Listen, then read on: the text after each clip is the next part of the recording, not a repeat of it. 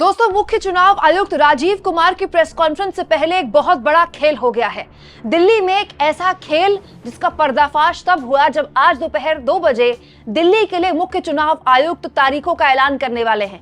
लेकिन उससे पहले एक ऐसा बड़ा खेल सामने आया है जो इस बात की हमें हिंट देता है दोस्तों कि पिछले 6 महीने से हमारे देश में जो चुनावी गड़बड़झाले, कथित तौर पर चुनावी गड़बड़झाले को लेकर तमाम तरह की बातें, तमाम तरह के दावे किए जा रहे हैं, वो जमीन पर किस तरह का रूप ले सकता है। दोस्तों, इस वीडियो को पूरा जरूर देखिएगा क्योंकि शॉर्ट में जल्दी मैं आपके सामने ऐसे आंकड़े रखने वाली हूं जिसको देखकर आपके होश उड़ जाएंगे। आज दोपहर 2 बजे दिल्ली में चुनावी बिगुल बज जाएगा। दोपहर 2 बजे मुख्य चुनाव आयुक्त प्रेस कॉन्फ्रेंस करेंगे और चुनाव आयोग ये बताएगा कि दिल्ली में तारीखों का क्या शेड्यूल है, यानी कि दिल्ली में चुनाव कब होने वाले हैं। और जैसे ही आप मानिए कि चुनाव की तारीखों का ऐलान होगा, जबरदस्त तरीके से जो सरगर्मियां हैं, चाहे वो आम आदमी पार्टी के बीच हो, चाहे वो बीजेपी के बीच हो, चाहे वो कांग्रेस के बीच हो, शुरू हो जाएगी। लेकिन आज दोपहर 2 बजे जब मुख्य चुनाव आयुक्त को दिल्ली में चुनावी शेड्यूल को लेकर प्रेस कॉन्फ्रेंस करनी थी, उससे पहले ही एक बहुत चौंकाने वाली खबर कल रात आ गई दोस्तों। जी हां, कल जो खबर आई है वो ना केवल हैरान करती है बल्कि परेशान भी करती है। दोस्तों, कल दिल्ली में दरअसल फाइनल लिस्ट चुनाव आयोग ने शेयर की। होता क्या है, जब चुनाव आयोग फाइनल लिस्ट शेयर करता है किसी भी राज्य में कि इतने वोटर्स बढ़े, इतने वोटर्स कम हुए, इतने पुरुष मतदाता होंगे, इतनी महिलाएं मतदाता होंगी, और ये माना जाता है कि मतलब चुनाव आयोग ने अपनी लिस्ट फाइनल कर दी और उसके बाद कभी भी चुनाव की तारीखों का ऐलान हो जाता है। लेकिन जो फाइनल लिस्ट चुनाव आयोग ने रखी है दोस्तों, अगर उसका आंकड़ा आप देखेंगे तो हाँ, हैरान रह जाएंगे। क्या आप इस बात को मानते हैं दोस्तों कि 2024 का लोकसभा चुनाव जो बीते अभी जुम्मा 6 से 7 महीने हुए हैं, उस लोकसभा चुनाव से लेकर अब दिल्ली के विधानसभा चुनाव के बीच दिल्ली में कितने वोटर बढ़ गए हैं? 3,10,000 वोट। मतलब आप सोचिए, पिछले 6-7 महीने में लोकसभा चुनाव से लेकर दिल्ली के विधानसभा चुनाव में दिल्ली में या तो आबादी अचानक से बढ़ गई या दिल्ली में अचानक से कैसे इतना वोटर बढ़ गया कि 3,10,000 वोट बढ़ चुके हैं। और ये लफबाजी नहीं कर रही हूं, ये आपको चुनाव आयोग का आंकड़ा बता रही हूं दोस्तों। इसी के बीच एक और आंकड़ा मैं आपके सामने रखती हूँ। 2020 के जो दिल्ली के विधानसभा चुनाव थे, उस वक्त दिल्ली का जो वोटर था, वोटर्स की संख्या थी, वो थी 1,47,00,000, 1,47,00,000। और उसके बाद जब अभी 6-8 महीने पहले जो लोकसभा चुनाव हुए हैं, उसमें वोटर्स की संख्या कितनी थी? 1.52 लाख, मतलब 1,52,00,000 यानी कि 52 लाख। 1,52 लाख पिछले अभी जो लोकसभा चुनाव गया है, जिसमें 7 की 7 सीटें बीजेपी ने जीती हैं, वो थी।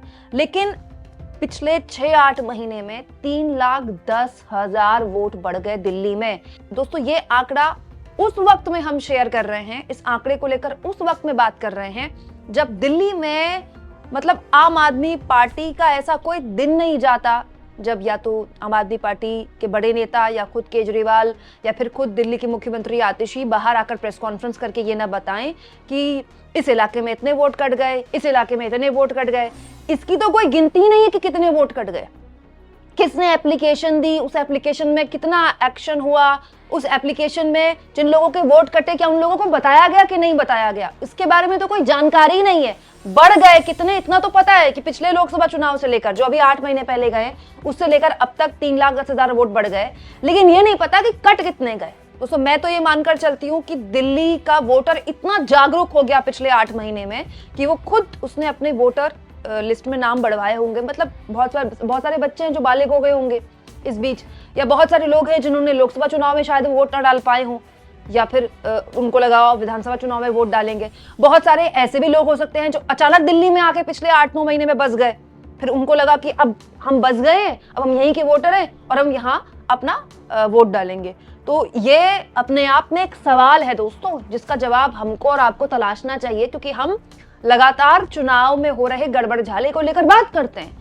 इसलिए भी बात करते हैं दोस्तों क्योंकि चुनाव में तथाकथित तौर पर जो भी धांधली के आरोप लगते हैं, उसके लिए मशीन इस यही चिल्लाया जाता है ना कि मशीन में गड़बड़झाला हो गया। लेकिन इस बात के लिए दोस्तों अरविंद केजरीवाल की हमको तारीफ करनी होगी, उनकी पार्टी की तारीफ करनी होगी कि आम आदमी पार्टी ने पहली बार दिल्ली में बताया है कि कैसे वोट काटने का पूरा एक सिलसिला शुरू किया गया। और ये आज से नहीं शुरू किया, पिछले 1 महीने से चल रहा है। आम आदमी पार्टी ने न केवल ऐसी प्रेस कॉन्फ्रेंस की, बल्कि प्रेस कॉन्फ्रेंस में उन लोगों को बिठा दिया जिन्होंने खड़े होकर अपना वोटर आईडी कार्ड दिखाया कि हम 20 साल से दिल्ली में रह रहे हैं, अभी भी दिल्ली में रह रहे हैं, लेकिन हमारा वोट कार्ड दिया गया ये कहते हुए कि तुम अब दिल्ली छोड़ चुके हो या दिल्ली के वोटर नहीं हो। तो आप सोचिए कि कम से कम दिल्ली का चुनाव के नतीजे जो भी हो, कोई भी जीते कोई भी हारे, हमको इससे क्या मिलना है, हम तो पत्रकार हैं।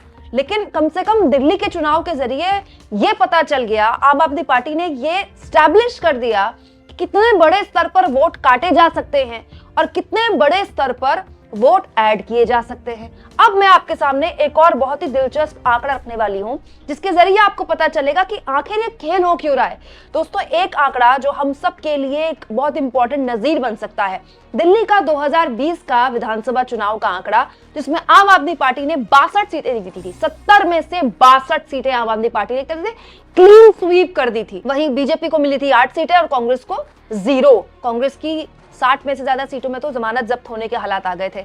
लेकिन जो खेल है दोस्तों, मैं वोटिंग प्रतिशत में दिखाना चाहती हूं आपको। आम आदमी पार्टी को 53.42% वोट शेयर मिला था, बीजेपी को 38.51% वोट शेयर मिला था और कांग्रेस को 4.26। खैर, कांग्रेस का वोट शेयर तो बहुत ही कम है, लेकिन आम आदमी पार्टी और बीजेपी का अगर आप वोट शेयर कैलकुलेट करें तो दोनों में जानते हैं कितना फर्क है? 14.89, यानी कि ऑलमोस्ट एवरेज 15% का फर्क। 15% इज ह्यूमंगस, ह्यूज, मतलब बहुत बड़ा फर्क है दोस्तों। 15% का फर्क है। हमारे देश में 1-2% से सरकारें ऊपर नीचे हो जाती हैं। दोस्तों, हरियाणा में कांग्रेस और बीजेपी के बीच में 1% से भी कम का आंकड़ा था, 1% से भी कम का फर्क था और बीजेपी ने सरकार बना ली। और यहां इतनी बड़ी लीड लेकर आम आदमी पार्टी बैठी हुई है। तो बड़ा सवाल यह है दोस्तों, जो राजनीतिक पंडित और सिविल सोसाइटी के लोग पूछ रहे हैं कि क्या इसी लीड को कम करने के लिए दूसरे हथकंडे अपनाए जा रहे हैं कि अलग अलग सीटों में जो स्ट्रॉन्ग वोट बैंक है किसी एक पार्टी का, उनके वोट हटा दीजिए या नए वोट ऐड ऑन कर दीजिए। ये अपने आप में इसलिए दिलचस्प हो जाता है दोस्तों क्योंकि दिल्ली का जो चुनाव है, हर चुनाव अलग तरह का वोटिंग पैटर्न दिखाता है। अब जैसे मैं आपको दिल्ली का एमसीडी चुनाव बताऊं, मैंने खुद कवर किया था दिल्ली का एमसीडी चुनाव, 2022 में हुआ था। यहां देखिए, आम आदमी पार्टी को 42.05% वोट मिला था, बीजेपी को 39.09% वोट मिला था, कांग्रेस को 9.51% वोट मिला था। मतलब आप कह सकते हैं कि 2.15% का, मतलब 2% का फर्क था। मतलब आप सोचिए कितना परसेंट बदल रहा है। 2020 के विधानसभा चुनाव में आम आदमी पार्टी और कांग्रेस के बीच 15% का फर्क था। फिर एमसीडी में आते आते ये 2% के आसपास हो गया। हालांकि एमसीडी में जो वोटिंग प्रतिशत है वो करीब 9.5-10% का आंकड़ा कांग्रेस ने भी अपना बढ़ाया। फिर ये बदल गया दिल्ली के लोकसभा चुनाव में। कैसे बदल गया? दिल्ली में बीजेपी ने 7 में से 7 सीटें जीती और जो वोटिंग प्रतिशत था बीजेपी का वो 54.35% था। आम आदमी पार्टी ने एक भी सीट नहीं जीती लेकिन उसका वोटिंग प्रतिशत था 24.17%। कांग्रेस ने एक भी सीट नहीं जीती लेकिन वोटिंग प्रतिशत था 18.91। लेकिन लोकसभा चुनाव के आंकड़े को हम स्टैब्लिश नहीं कर सकते पूरी तरह से, उस पर बहस करना थोड़ा मुश्किल होगा। क्यों? क्योंकि आम आदमी पार्टी और कांग्रेस का गठबंधन था, ये हम सब जानते हैं। लेकिन अब किसी पार्टी का किसी के साथ कोई गठबंधन नहीं है और तीनों पार्टियां अपने अपने स्तर पर पूरे जोर के साथ चुनाव लड़ रही हैं। कांग्रेस पार्टी के लिए अगर मैं कहूं कि बहुत टफ फाइट दे रही है या बहुत बड़े स्तर पर आम आदमी पार्टी को नुकसान पहुंचा रही है, तो ऐसा लगता नहीं है। 1-2 सीटें हो सकती है जहां पर कांग्रेस पार्टी बहुत अच्छा कर ले, या हो सकता है कि 1-2 सीटों में वो सेकंड नंबर पे आ जाए, या हो सकता है निकाल ले। लेकिन ये कहना कि कांग्रेस आम आदमी पार्टी को करीब 10 सीटों पर नुकसान पहुंचा देगी, 8 सीटों पर नुकसान पहुंचा देगी, ऐसा होता नहीं दिखाई दे रहा है। अभी भी दिल्ली में लड़ाई आम आदमी पार्टी और बीजेपी के बीच ही है, इसमें कोई कंफ्यूजन नहीं है। लेकिन बड़ा सवाल यह दोस्तों कि ठीक चुनाव के शेड्यूल से पहले ये जो बड़ी जानकारी निकल कर आई है, क्या ये हम सब के लिए एक चिंता का सबब नहीं है? क्या अरविंद केजरीवाल पिछले कई दिनों से जो लगातार प्रेस कॉन्फ्रेंस कर करके ये बता रहे हैं कि इतने वोट बढ़ गए, इतने वोट कम हो गए, इतने लोगों के वोट माइनस कर दिए, हमें इसको बैठकर समझना और जानना नहीं चाहिए? यहाँ इस बात पर भी गौर किया जाए कि चुनाव आयोग को लेकर अरविंद केजरीवाल लगातार क्रिटिसाइज कर रहे हैं कि चुनाव आयोग इस मामले में बात ही नहीं कर रहा है।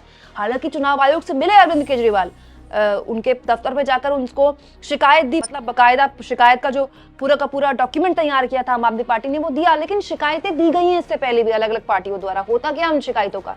लेकिन जैसा कि मैंने कहा कि आम आदमी पार्टी की इसमें तारीफ करनी होगी कि दिल्ली में आम आदमी पार्टी ने स्टैब्लिश कर दिया बाकायदा प्रूफ देकर कि इस लेवल का खेल हो सकता है।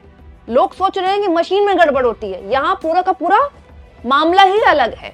आप इस मुद्दे पर क्या सोचते हैं कमेंट बॉक्स में जरूर लिखें, और जितना हो सके दोस्तों चैनल को शेयर भी करें, सब्सक्राइब भी करें, और थैंक्स और जॉइन, ये 2 ऑप्शन है जिसके जरिए आर्थिक तौर पर भी आप चैनल के हाथ मजबूत कर सकते हैं।